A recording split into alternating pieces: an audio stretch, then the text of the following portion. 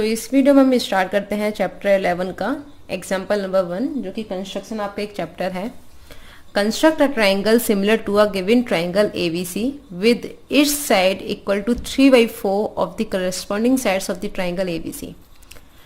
इसमें हमने क्या करना है, हमने एक ट्राइंगल बनाना है और उसी के सिमिलर हमने एक और ट्राइंगल को क्रिएट करना है 3/4 का रेशियो लेकर के। इसको हम कैसे करते हैं वो समझ लेते हैं।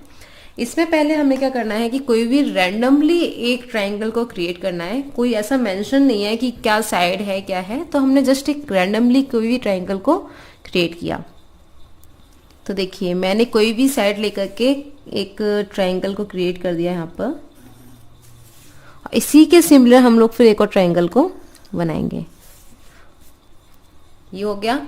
अब मैंने इसको एक नेम दे दिया ABC, ठीक है। उसके बाद हमने यहाँ पे क्या करना होता है, अभी आप एक और चीज को समझ लीजिए। स्केल फैक्टर हमको यहाँ पे दिया हुआ है 3/4।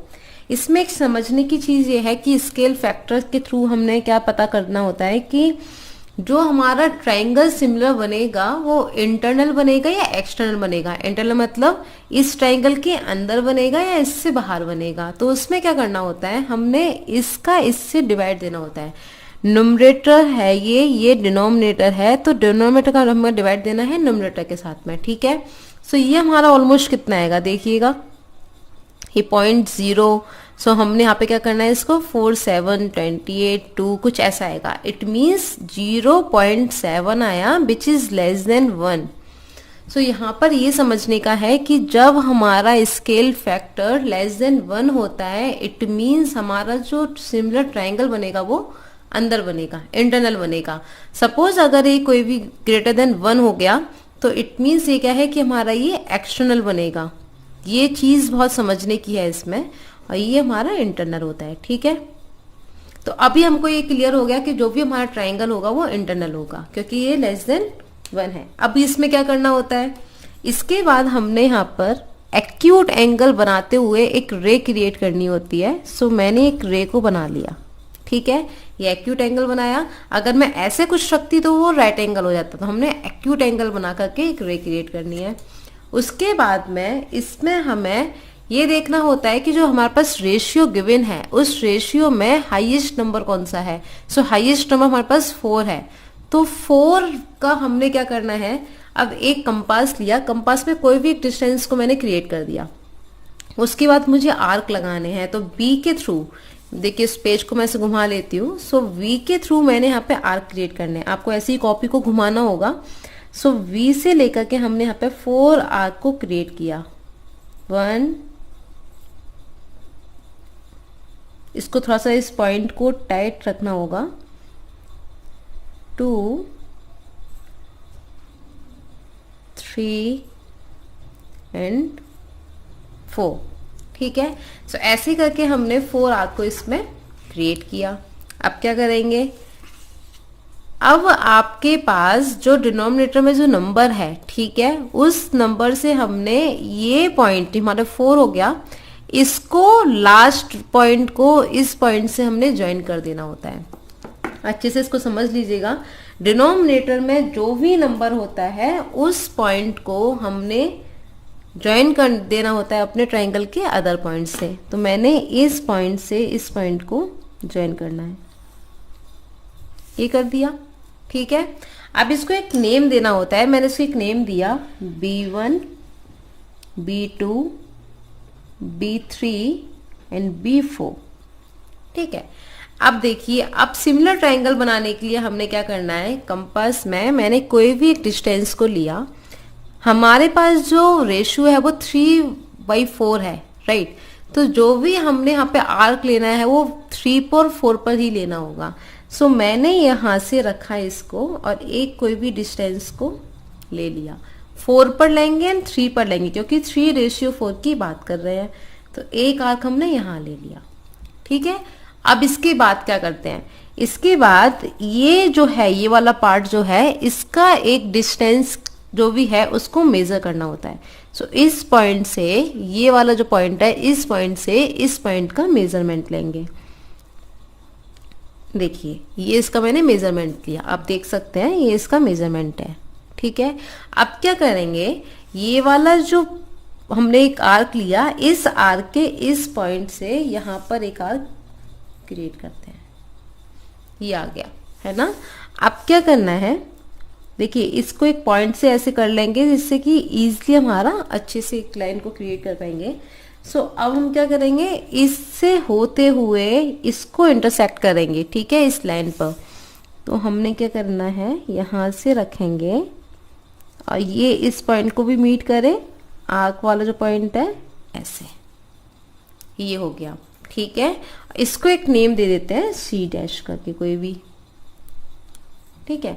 अब ये क्या किया कि ये पॉइंट इसको इंटरसेक्ट कर गया। अब हमने क्या करना है, अब ऊपर भी हमने कोई ना कोई एक लाइन को क्रिएट करना है, सेम ट्रायंगल बनाना है, तो हम सी पर रखते हैं।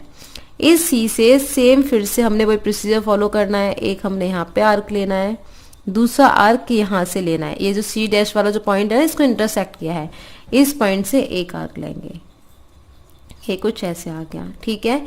अब सेम प्रोसीजर, यहाँ से डिस्टेंस को ले लेंगे तो डिस्टेंस हमारी सेम है। अब हमने क्या करना है, यहाँ से एक आर्क लेना है, ये ले लिया, ठीक है। अब इसको मैंने एक डॉट ले लिया। अब देखिए अब क्या करेंगे, इस पॉइंट से इसको इंटरसेक्ट करेंगे, ए बी को इंटरसेक्ट कर देंगे। सो यहाँ से हमने स्टार्ट किया और ये पॉइंट इससे मीट करता हुआ इस पर जाएगा, ओके। और इसको हम एक नेम दे देते हैं, ये डैश।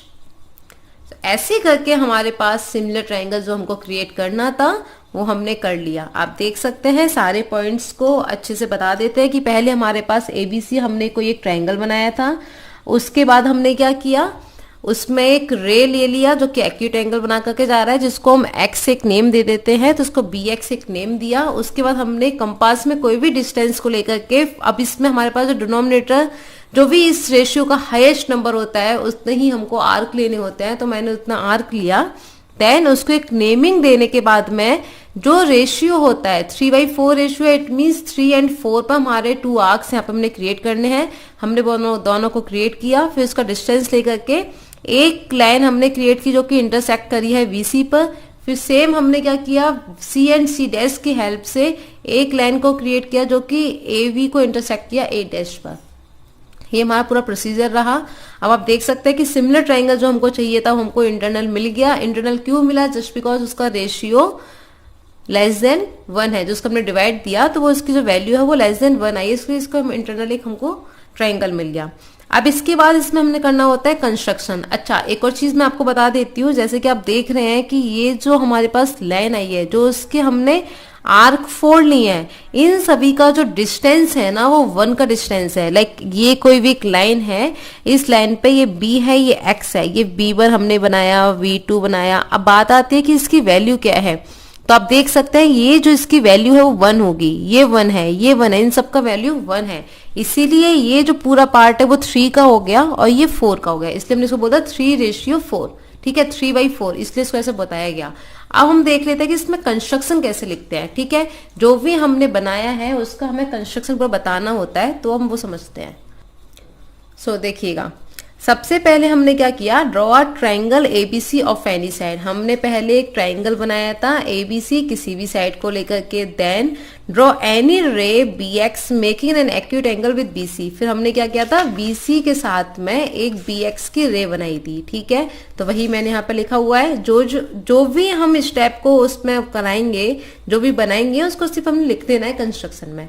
उसके बाद मेक 4 पॉइंट्स ऑन बीएक्स। हमने 4 पॉइंट्स लिए थे बीएक्स पर, ठीक है। तो 4 पॉइंट्स हमने लिया सच डैट, उसका एक नेम दे दिया था BV1 equal BV2 equal BV3 equal BV4। तो आप देख सकते हैं कि ये जो वैल्यू है सारी एक दूसरे से इक्वल है, ठीक है। इसका जो डिस्टेंस है वो इक्वल रहेगा। देन हमने उसके बाद क्या किया, B4 को C से ज्वाइन कराया, ठीक है। So join B4C। Then draw a line through V3। हमने फिर V3 के एक लाइन पैरेलल ले लिया था, किसका, B4C का। तो आप देख सकते हैं कि B4C से एक पैरेलल लाइन हमारी आ गई थी जो कि इंटरसेक्ट कर रही थी BC एट C डैश, वही मैंने यहाँ पर लिखा है, ठीक है। Then draw line through C dash, फिर हमने सी डैश के थ्रू एक लाइन को बनाया जो कि इसके पैरेलल होकर के ए बी को ए डैश पे इंटरसेक्ट किया। तो आप देख सकते हैं draw line through C dash parallel to the line A C to intersect A B at A dash, then we require triangle A dash V dash C dash is the required triangle. So आप देख सकते हैं कि जो अब ये वाला जो ट्राइंगल आया ये हमारा यहाँ पर रिक्वायर्ड ट्राइंगल है। तो मैं इसको हाईलाइट कर देती हूँ थोड़ा सा, ये हमारा रिक्वायर्ड ट्राइंगल रहा। ठीक है। सो अब इसके बाद कभी कभी बोर्ड एग्जाम में अगर कोई भी क्वेश्चन 4 मार्क्स का है तो उसमें जस्टिफिकेशन पूछ लिया जाता है। तो मैंने यहाँ पे आपको समझाना है कि जस्टिफिकेशन हम कैसे करेंगे। देखिएगा हमारे पास यहाँ पर 2 ट्राइंगल बने हैं इन शॉर्टली। अगर मैं इसको ऐसे घुमा लूं, ठीक है, तो आप देख सकते हैं कि एक ट्राइंगल तो हमारे पास ये वाला आया है। ठीक है, ये ट्राइंगल बन के आया ये वाला। तो मैंने इसको सेम यहाँ पर अलग से बनाया हुआ है B3C डैश B4C। ठीक है, ये सेम ट्राइंगल मैंने यहाँ पर क्रिएट किया हुआ है। अब आप देख रहे हैं कि एक ट्राइंगल हमारे पास ये वाला बना हुआ है जिसमें ये इसके पैरेलल लाइन गई हुई है। ठीक है, तो मैंने इसको बनाया हुआ है B A dash A and A C। ठीक है, तो यहां से हमारे पास ये वाला है ना, ये वाला एक ट्राइंगल आया। तो ये वाला ट्राइंगल मैंने अलग बनाया, इस ट्राइंगल को मैंने अलग बनाया हुआ है। अब इससे हम जस्टिफिकेशन समझ लेते हैं कि वो कैसे करना होता है। देखिए अभी हमने एक 6th चैप्टर में बीपीटी थ्योरम पढ़ी हुई है। तो बीपीटी थ्योरम का यूज करते हुए हमने इसका जस्टिफिकेशन देना है। अब आप यहाँ पे देखिएगा, आप देख रहे हैं कि इस ट्राइंगल में ये जो लाइन है इस लाइन के पैरेलल है। तो इसको मैं लिख सकती हूँ B3C dash parallel to B4C। यही सेम मैंने यहाँ पर लिखा हुआ है। उसके बाद बीपीटी थ्योरम क्या बोलती है, हमारे पास हम ऐसे लिखते हैं ना BC dash over CC dash. तो यही चीज को हमने बीपीटी थ्योरम से लेकर के यहाँ पे इसको जस्टिफाई करना है। सो मैंने इसको ऐसे सेम लिखा, सेम वे मैंने इस साइड से लिया B3 over B3 B4। Okay, then BC dash over CC dash. Then मैंने आपको जो बताया था कि ये जो रेशियो है वो 1/1 के वे में होता है। तो B3 तक की वैल्यू हमारी 3 हो जाएगी। सो 3 यहाँ से आएगा और B3 B4 की वैल्यू हमारी 1 आएगी। वो 1 कहाँ से आएगी, हम इसको इसमें फिगर के थ्रू देख सकते हैं कि ये जो वैल्यू है ये तो पूरी 3 रहेगी, B1 B2 B3 तक का इसका जो रेशियो है, और बाद में ये हमारा 1 का रेशियो हो जाएगा। इसीलिए मैंने इसको 3/1 लिखा। ठीक है, अब हमने इसको रेसिप्रोकल किया तो हो जाएगा CC dash over BC dash equal 1/3। Then BC over BC dash, अगर देखिए मैं यहाँ पे बोल रही हूँ VC ओवर VC डैश।